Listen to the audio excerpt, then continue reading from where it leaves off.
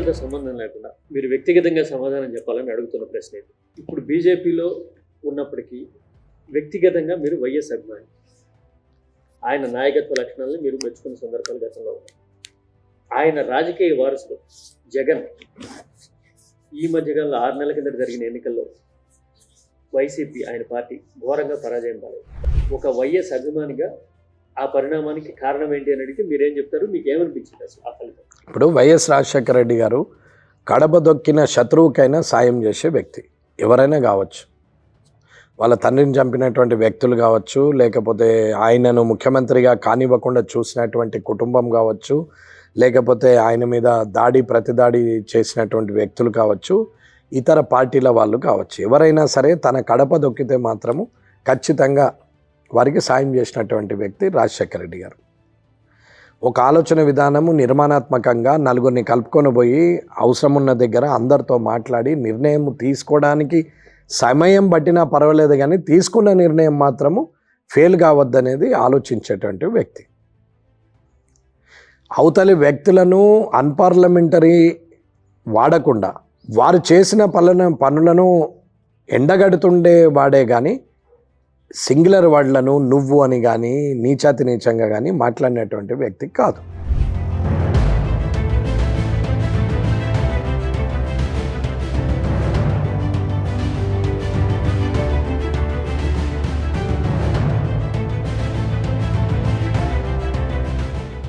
అంటే వైసీపీ నేతలు వాడిన భాష ఆ పార్టీ 100% పరాజయానికి కారణమైందంట. ఇప్పుడు రాష్ట్ర రాజకీయం చేసేప్పుడు నేను నా వరకు అవతల వ్యక్తి వరకే ఉండాలి, కానీ వారి కుటుంబం వరకు ఎప్పుడూ వెళ్ళకూడదు.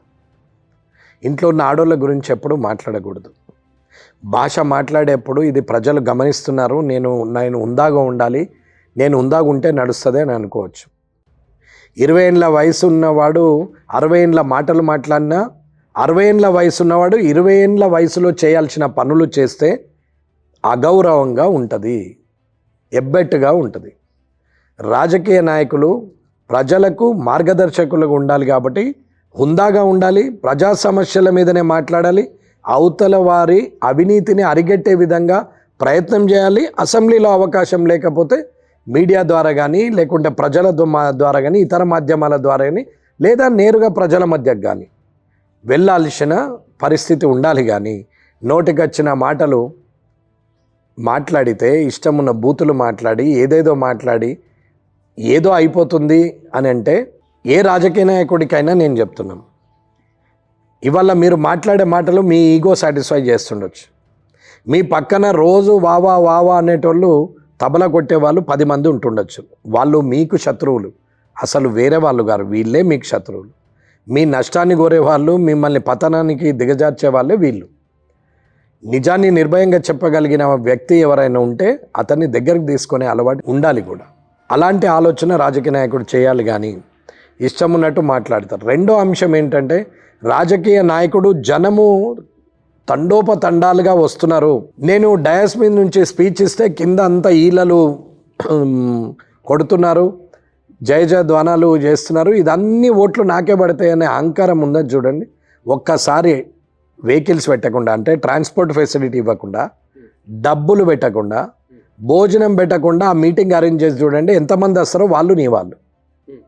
కానీ డబ్బులు పెట్టి, భోజనం అరేంజ్ చేసి, రాత్రి ఖర్చులకు ఇచ్చి, ట్రాన్స్పోర్ట్ పెట్టి, ఇవన్నీ చేసి 1000 మందిని గుంపు పెట్టినాక ఏ గుడి ముందట అది భజన చేస్తాం. రామాలయం పోతే రామ రామ రామ రామ అనుకుంటూ తిరుగుతాం. వెంకటేశ్వర ఆలయం పోతే గోవిందా గోవిందా గోవిందా గోవిందా అనుకుంటూ తిరుగుతాం. హనుమాన్ టెంపుల్కి పోతే జై శ్రీరామ్ జై శ్రీరామ్ జై శ్రీరామ్ అనుకుంటూ పోతాం. జై హనుమాన్ అనుకుంటా. అయ్యప్పకి వచ్చేటప్పుడు అయ్యప్ప అయ్యప్ప అయ్యప్ప అని పోతాం.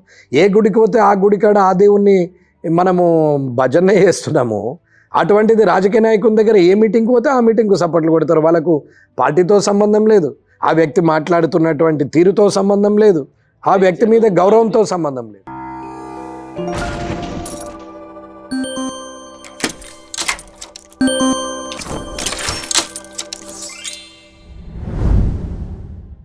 మీరు ఒక్కటి గమనించండి, 1999లో రాజశేఖర రెడ్డి గారి బాడీ లాంగ్వేజ్, రాజశేఖర రెడ్డి గారు మాట్లాడే విధానం వల్ల చంద్రబాబు నాయుడు గారు ముఖ్యమంత్రి అయ్యారు, టీడీపీ పాలనలోకి వచ్చింది.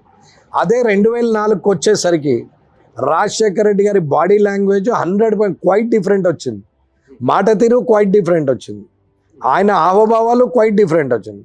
ట్రాన్స్ఫార్మ్ 100% అయినటువంటి లీడర్ ఎవరన్నా ఉన్నారా అంటే ఆయన రాజశేఖర రెడ్డి గారు. 99కి 2004కి పూర్తి ట్రాన్స్ఫార్మ్ అయినటువంటి లీడర్ ఎవరు అంటే ఆయన వైఎస్ రాజశేఖర రెడ్డి గారు. మరి ఆయన కొడుకుగా మీకు అర్థం కావాలి కదా ఎలా ఉండాలని. కాలు మీద కాలు వేసుకొని ఇంటర్వ్యూ ఇచ్చి రాజకీయ సన్యాసం చేస్తా అని కాలు ఊపితే చెప్పు కెమెరా ముందట పడ్డటువంటి సందర్భంలో ఉన్న రాజశేఖర రెడ్డి